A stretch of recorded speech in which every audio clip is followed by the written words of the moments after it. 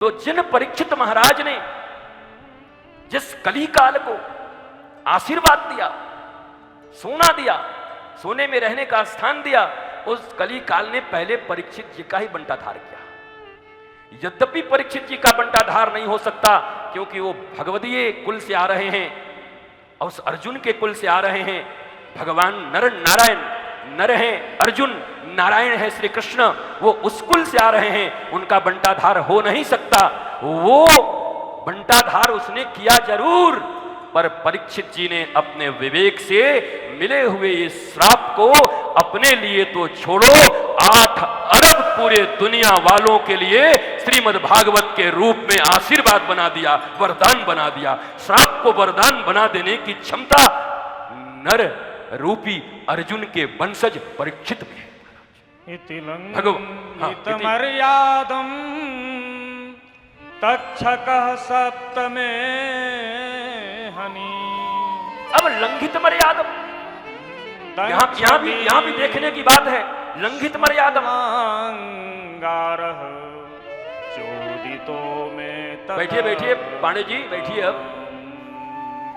भागवत का विषयों पर चर्चा सुनना भाग रहे हैं, बैठिए।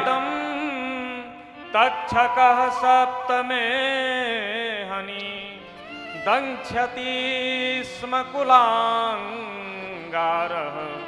चोदितो में ततद्रुहम्। अब परीक्षित जी को यह श्राप क्यों मिला? क्यों मिला? एक तो कलिकाल, कलिकाल का मित्र कौन है? अधर्म। ध्यान से सुनो, ध्यान से सुनोगे तो कहेंगे नहीं फिर हम सनातन पे लौट आएंगे। समझ लेना, फिर लौटेंगे फिर वही सनातन पे। जो ही हम कथा में प्रवेश किए सोई तुम्हारा मोबाइल बज रहा है। तुम भी ध्यान से सुनो, तुम ध्यान दोगे तभी ध्यान से इधर से होगा, नहीं तो हम भी ऊपर ऊपर निकल जाएंगे। महाराज, अब परीक्षित ने जिसको स्वयं वरदान दिया, और आज आप लोग कहते हैं कि महाराज जी हम क्या कहें, हम जिसका जिसका साथ दिए ना वही हमारा बंटाधार कर दिया। ये तो महाराज पहले से हो रहा है। परीक्षित ने सोने में रहने का जगह दिया, परीक्षित के ऊपर ही पड़ गया वो। तो आज परीक्षित से क्या हुआ? पहले वो स्वर्ण मुकुट, कलिकाल अधर्म का मित्र है। कलिकाल और अधर्म दोनों मित्र हैं। अधर्म जब आएगा जीवन में, कलिकाल का पहन लिया सोने का मुकुट, अधर्म आ गया जीवन में। अब परीक्षित जैसे विद्वान राजा जो गैया और बैल के दुख को देखकर दुखी हो जाते हैं, वो शिकार करने जा रहे हैं, जीव हत्या करने जा रहे हैं।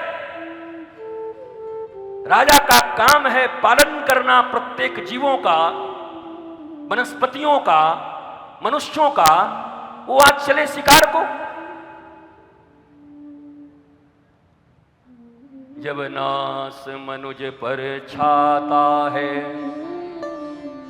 तो कलिकाल के मित्र अधर्म के द्वारा पहले उसका विवेक मर जाता है। जब नास मनुज पर छाता है तो पहले विवेक मर जाता है। आज सोने की मुकुट को पहन करके अधर्म उनके जीवन में आ गया, अपने ही राज्य में पशु मारने चले। पर परीक्षित के द्वारा किए गए धर्म ने आज उनकी रक्षा कर ली। धर्मो रक्षति रक्षिता। आज पूरे जंगल में एक भी प्राणी नहीं मिला उनको। उनके द्वारा, ऐसे महापुरुष के द्वारा किए गए धर्म ने आज उनकी रक्षा कर ली। सारे जंगल के पशुओं को गायब कर दिया। हत्या नहीं हुई परीक्षित के द्वारा, वध नहीं हुआ। धर्म रक्षा करता है महाराज। आपका मूड किसी दिन गड़बड़ हो भी गया ना, आज नहीं छोड़ेंगे, आज हम दागेंगे, तो आप देखोगे वो आदमी नहीं मिलेगा। क्योंकि आपने जो धर्म किए हैं ना, वो आपके इस तात्कालिक क्रोध में आपका विनाश नहीं होने देगा। आपका किया गया दाऊ दयाल जी की सेवा और उनका दर्शन उस दिन काम आ जाएगा। वो व्यक्ति गायब हो जाएगा, आपसे अधर्म होने से रुक जाएगा। धर्म सदा रक्षा करता है। इसलिए जो कुछ भी धर्म कर रहे हो निराश मत होना। अरे हम इतना किए क्या मिला? मिलेगा। प्रति पग पर तुम्हारी रक्षा होगी, बिल्कुल चिंता मत करना। इतना सा भी धर्म अगर अपने जीवन में तुमने माना है, इतने से भी धर्म को लेकर के, नीति को लेकर के, गुरु आज्ञा को लेकर के, शास्त्राज्ञा को लेकर के चलने का अगर तुमने निर्णय लिया है तो वो आएगा तुम्हारे जीवन में, सही वक्त पर काम आएगा। घबराना मत। आज परीक्षित की रक्षा हुई, कोई पशु नहीं मिला, लेकिन अब अधर्म तो अधर्म, कली तो कली कुछ न कुछ तो करवाएगा। चोर चोरी से जाएगा पर सीना चोरी से कैसे जाएगा?